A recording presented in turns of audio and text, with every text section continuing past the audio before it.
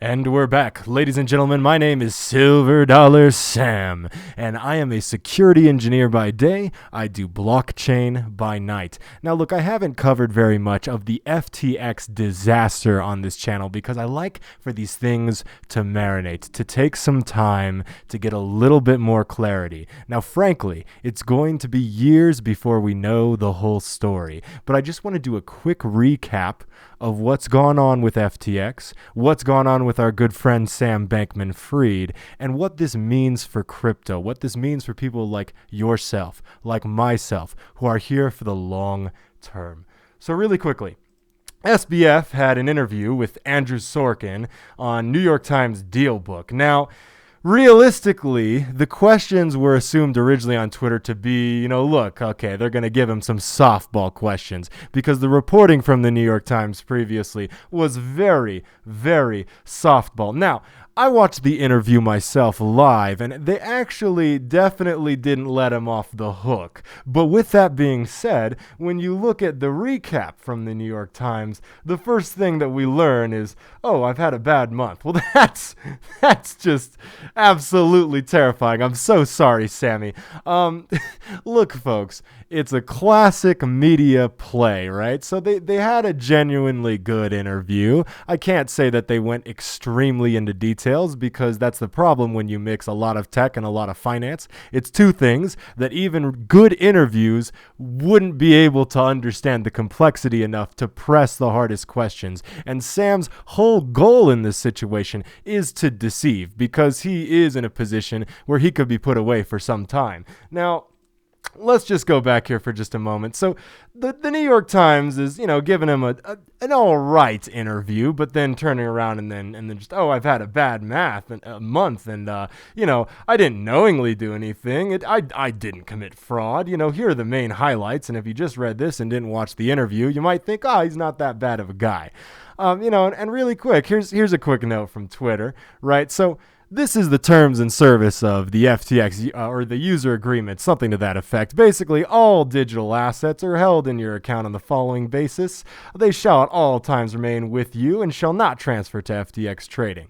Right? That's the whole deal. Right? You cannot use user funds to make risky bets, Sam.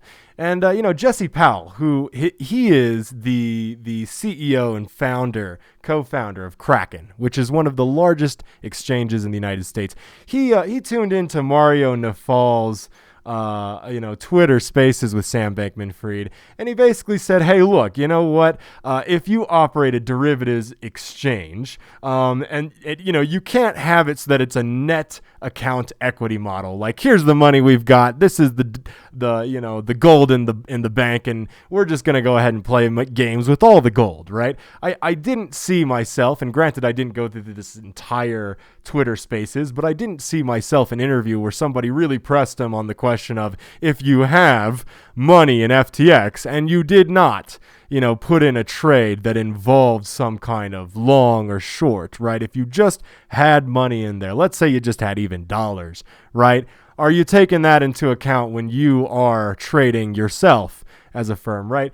But Sam Bankman-Fried is the guy who is going to try to deny everything at every stage. He's going to try and confuse you by using, somewhat similar jargon and language, and you're never going to be able to hold him down to things because the other thing is most people don't understand these complex financial, products that we are regularly now using in the crypto space. So what does this mean?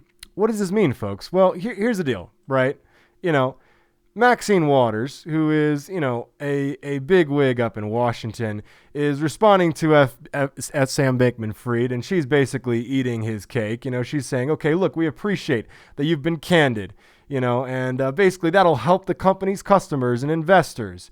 And by the way, they're treating this 30-year-old grown adult like he's just some kid, and oh, whoopsie daisy, sorry, that's billions of dollars of customer deposits that are wiped away. Man, I mean, it's insane. It's insane. And we know he had many political donations and apparently to both parties. And it's, and who knows? I mean, I'm not going to get into, what we don't know, but it's very interesting. I remind you, Bernie Madoff, right? Let's go back to the main screen. Bernie Madoff, right? He was taken away in 24 hours, right? 24 hours. And Sam Bankman-Fried wants to hide behind, well, we really did have a business here. We really did have a business. That's fine. You know what? The cartels who push cocaine really have a business, right? It doesn't mean that it's the rules we follow by. So look, let's go back to this. Here's the point, right? The government is here. If you've got insider trading by members of Congress, the government blind to it. They don't see it, right? SBF getting away with billions in an FTX Ponzi scheme. No, what's that? I don't see it. Your $600 Venmo transactions? Oh no. I want all of that. Give me that. I want to take all of that. So look, let's jump back to the main screen here. That's all jokes. But what's the goal here, right? I want to revitalize your understanding of why Bitcoin is here to stay, what it does for us as a society, and hopefully you can come out with just a bit better understanding that we will get through these times, right? So look, Bitcoin, and let's just talk for a sec. We don't got to go to another screen. Bitcoin was created with the understanding that you hold your keys and that asset is yours. Right? Nobody can take that away from you. In the traditional finance space, you give your money to the bank, right? And when everything goes well, and we all can assume things will go well, the bank is supposed to be able to make that money withdrawable, right? Now, the bank does its own thing. It does loans, and it figures out a way to make money on top of your cheddar you've got in there. But by and large, right, you don't have direct control of your money, right? Bitcoin is nothing short of direct control of your money.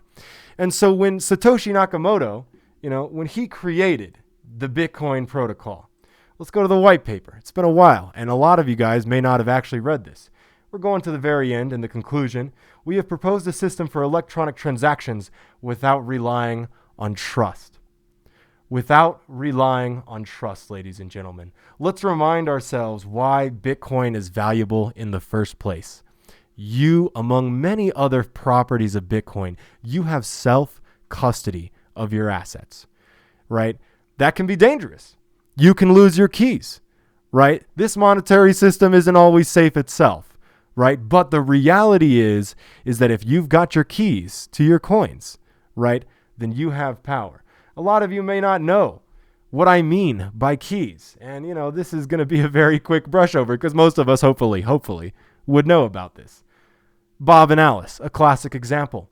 There is in public-private cryptography a public key and a private key. Bob wants to send an encrypted message to Alice. Well, here is Alice's public key, right? Let's make this a bit larger.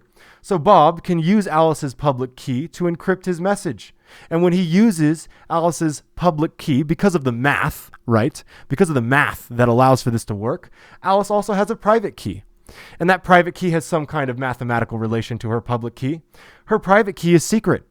Everybody knows Alice's public key, but only Alice knows Alice's private key. So Bob sends this message, he encrypts it with Alice's public key, and Alice takes that message and decrypts it with her private key, right? And now she knows what the message is, right? That's what private public cryptography is, right? That's why you have secret keys. That's why when I send you a transaction and you've got a public address, I can take that address and I can know it's you, and only you with your private keys can access those funds on the relative blockchain ledger that you're using. Ethereum, Bitcoin, take your pick, right? And so over time in cryptocurrency, because we wish to trade, because we need liquidity, right? We sign up for these services. We sign up for exchanges. We deposit our cryptocurrency in these exchanges. And what happens, right? You have Mt. Gox, Mark Capelli, yeah, I can never pronounce his name quite right. But, that guy, right? His entire Bitcoin exchange was hacked, right? And if you have your coins on that exchange, they're not your coins. They're only your coins if you have it in your wallet. Now, I know I'm not trying to make somebody who's gone through this very difficult situation of FTX feel bad, but this is the tuition. If you wanted to be in cryptocurrency in the first place, you need to know how this stuff works. You need to know why it is valuable. And as with any financial product, you need to know the risks.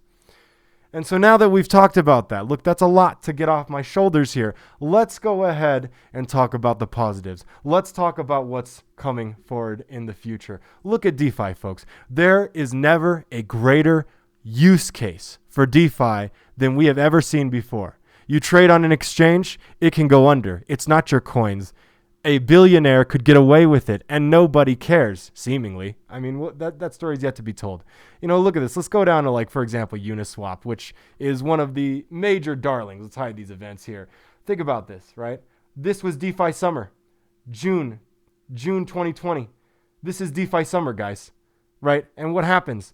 The total value locked in just Uniswap, right? These are just liquidity protocols. I want to trade Ethereum, right, for another ERC20, such as, USD coin, right? 3.49 billion, right? Think about that. We are in the absolute depths of the bear market. We can always go lower, but we are in a very significant downtrend, and we are very low. And look at this, $3.4 billion, So I want to bring this back to the original use case here, folks, because it's important to understand that as time moves on, we are continuing to develop the idea of how this technology can work. And it's not always clear, right? We have used exchanges, and we probably will continue to use some kind of exchange in the future. But moving forward, the moment you get your Ethereum or Bitcoin off of an exchange, you're transferring that to your wallet immediately. A Trezor, a Ledger, or whatever you use. Right? That's immediately going to your wallet, okay? And you're not going to trust an intermediary because that's what this technology was made to do. It was made to have no intermediary. It is peer-to-peer cash system, electronic cash system.